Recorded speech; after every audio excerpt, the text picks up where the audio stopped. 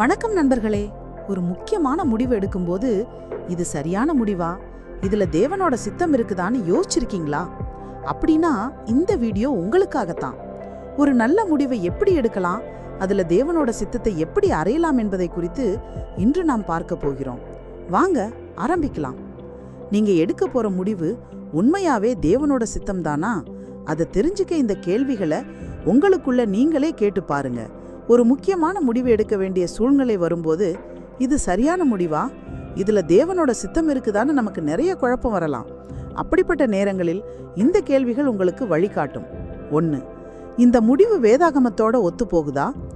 தேவனோட வார்த்தைக்கு எதிராயிருக்கும் எந்த முடிவும் தேவனுடைய சித்தமா இருக்க முடியாது. 2. இந்த முடிவை பற்றி நான் தேவன்கிட்ட தைரியமா ஜெபிக்க முடியுமா? 3. இந்த விஷயத்தை தேவனோட சந்நிதியில வெட்கப்படாம கொண்டு போக முடியுதா? 4. இந்த முடிவை பற்றி என் மனசுல உண்மையான சமாதானம் இருக்குதா? 5. பயம், அவசரம், பதட்டம் இல்லாம தேவன் தர சமாதானம் என் உள்ளத்துல இருக்குதா? 6.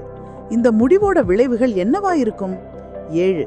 இது என் வாழ்க்கையையும் என் குடும்பத்தையும் என்னை சுற்றி இருக்கிறவர்களை எப்படி பாதிக்கும்? 8. கிறிஸ்துவை பின்பற்றுற ஒருவரா என் வாழ்க்கைக்கு இது ஏற்றதா? 9. இந்த முடிவு என் விசுவாசத்துக்கும் கிறிஸ்தவ சாட்சிக்கும் நல்லதா இருக்குமா? 10. இந்த முடிவை தேவன் ஆசீர்வதிப்பாரா? 11. நான் எடுக்க போற இந்த முடிவை பார்த்து தேவன் மகிழ்ச்சி அடைவாரா? 12. இந்த முடிவின் மூலம் தேவன் மகிமைப்படுவாரா? 13. இந்த முடிவினால தேவனுடைய நாமம் உயர்த்தப்படுமா? இந்த கேள்விகளுக்கும் மனசாட்சியோட பதில் சொல்லி பாருங்க. அப்போ தேவனுடைய சித்தத்தை இன்னும் தெளிவா புரிஞ்சுக்க முடியும்.